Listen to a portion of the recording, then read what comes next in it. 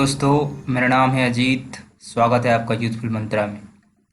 अगर यह चैनल आपको पसंद आए तो आप इसे लाइक करिए, शेयर करिए और सब्सक्राइब करिए और घंटे के बेल आइकन को भी दबा दीजिए, जिससे आगे आने वाले वीडियो आप तक पहुंचती रहे। The three question Leo Tolstoy की एक स्टोरी है और क्लास 12 का एक चैप्टर भी। स्टोरी बड़ा इंटरेस्टिंग है और हर एक व्यक्ति को डेडिकेट है जो कुछ करना चाहते हैं और अपने काम को आजकल आजकल करके टाल देते हैं।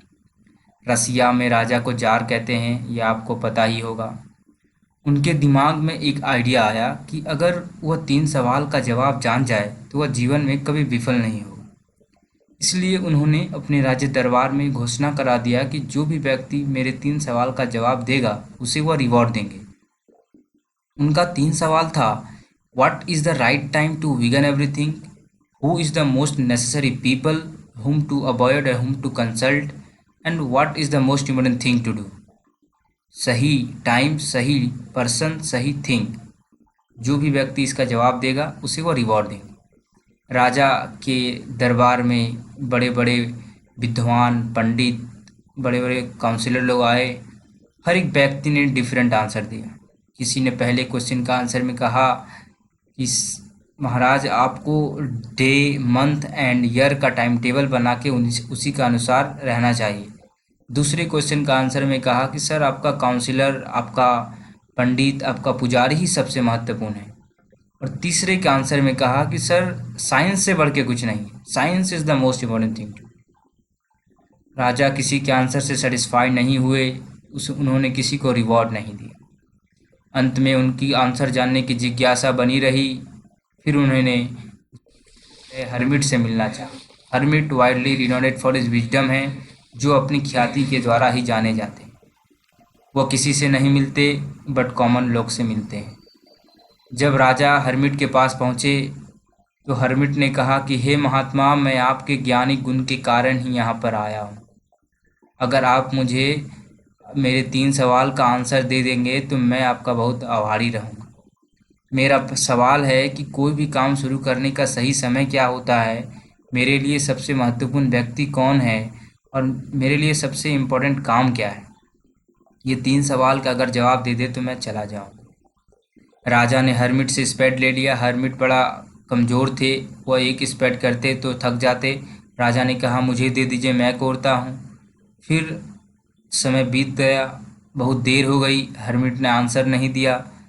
फिर राजा अंत में उन्होंने उनसे पूछे कि महाराज, हमें बता दीजिए, हे हर्मिट, मुझे बता दीजिए, अगर आपको पता नहीं है तो मैं चला जाता हूँ।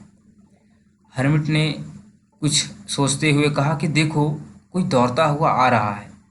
तो एक व्यक्ति दौड़ता हुआ आ रहा था जंगल की तरफ से, और उसके पेट में बहुत बड़ा घाव था जिससे ब्लड भी बह रही थी।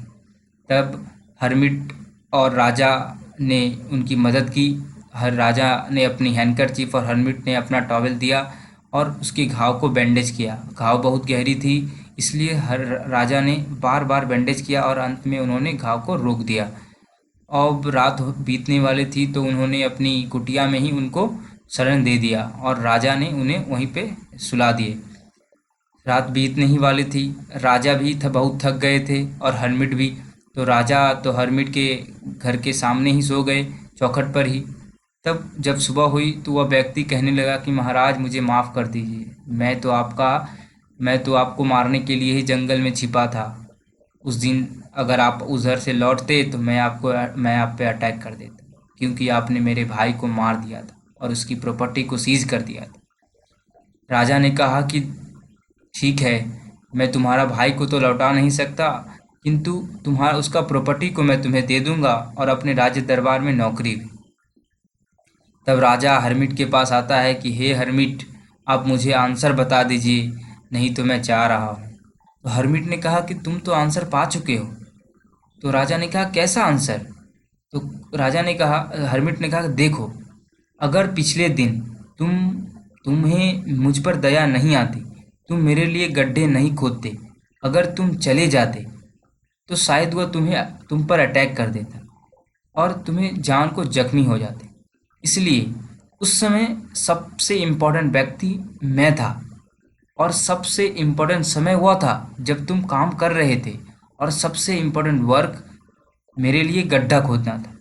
दूसरे शब्दों में देखो, जब वो व्यक्ति जख्मी होके आया तो उस समय तुमने उसकी रक्षा की। अगर तुम उस समय उसकी रक्षा नहीं करते तो शायद वह ना बचता। तो सबसे इम्पोर्टेंट टाइम वह था जब तुम उसकी रक्षा किए, और सबसे इम्पोर्टेंट व्यक्ति वह व्यक्ति था जिसका तुमने मदद की, और सबसे इम्पोर्टेंट काम उसका बैंडेज था, उसका मरहम पट्टी था। अगर तुम उस समय उसके मरहम पट्टी नहीं करते तो शायद वह ना बचता।